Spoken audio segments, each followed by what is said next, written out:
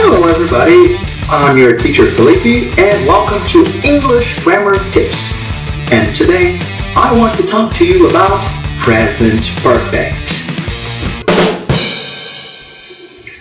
Alright guys, so present perfect is a construction we use to talk about things or events that happen in the past. For example, here I have watched this movie before.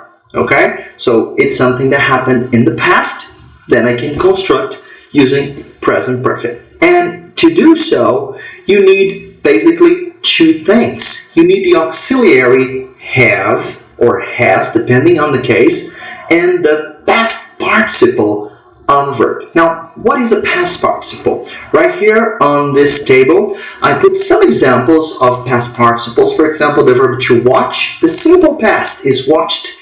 And the past participle is also watched, because watch is a regular verb, okay? But for instance, if we have see, do, go, be, they are irregular verbs, and you can see that the past is different than the past participle, all right? Now, to help you with that, I'm going to leave in the description of this video a list of the 50 most common irregular verbs in the English language, okay? So it can help you. It's not all the verbs. It's kind of impossible to memorize all the verbs, but this list will give you a great start. Now, let's take a look at more examples. She has seen the car accident. We have done our homework. He hasn't gone to the party. Here we have a negative example. So the auxiliary has becomes hasn't. But if the auxiliary was have, you would have haven't. Alright? And for the interrogative example, have you been to Quebec? Again, here, have you, because the subject is you, have. If the subject was he or she, you would have has he been to Quebec? Has she been to Quebec? Alright? Now, the most, or I would say the biggest question is when to use present perfect and when to use simple past. And I hope that with this slide I can give you a little bit of an explanation. Again, there's lots more to it. Just trying here to clear the way so we can understand this better, okay? So the simple past expresses the action or event in the past and when it happened. This is the key word, when, all right? For example, I watched this movie last night. So when did I watch this movie? Last night. So there, I used the simple past. Now, the present perfect expresses an action or an event in the past, but not when it happened. And you're focusing rather in what happened. You're focusing on the action rather than the time. Okay? So, for example, I have already watched this movie. Again, I don't know when I watched. I just know I did. Okay? So in this sentence, I will use present perfect. So basically, simple past, when something happened. Present perfect, what happened. Alright? Now, it's your turn.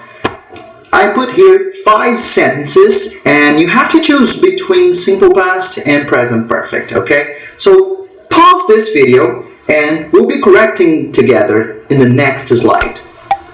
5, 4, 3, 2, 1. Was it hard? Let's correct it together.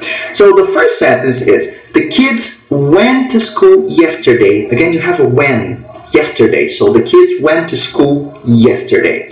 Number 2, the teacher has helped the students with their homework. I don't know when this happened. I just know the action happened. All right? So here I'm focusing on the action. I use present perfect. The teacher has helped. Number 3, she has been to Paris. Again, I don't know when she went to Paris. I just know she went. I don't know when. So present perfect. She has been to Paris. Number 4, we did our exercises last week. So you do have a when there. And number 5, my mom has written a grocery list. I don't know when it happened. I just know she did it. Okay, so there I use present perfect. I hope you got everything correct. Now it's time to take some notes. First thing for present perfect is the construction. You need the auxiliary have or has and a past participle, okay? Past participle of the verb. Now remember that past participles can be regular, most cases and pretty much all the cases, and with ed, watched, helped, worked, okay? So they are regular verbs. The irregular verbs, they change a lot, or sometimes they don't change at all. And you can also check the video about the simple past so you can understand that better. I'm going to leave a description somewhere in this video. Okay? And also on the link of this video, I'm going to leave a list of the 50 most common irregular verbs in English so you can help. It can be a guide for you to start working and practicing your present perfect. All right? And obviously, needless to say, simple past answers when something happened, and present perfect answers what happened.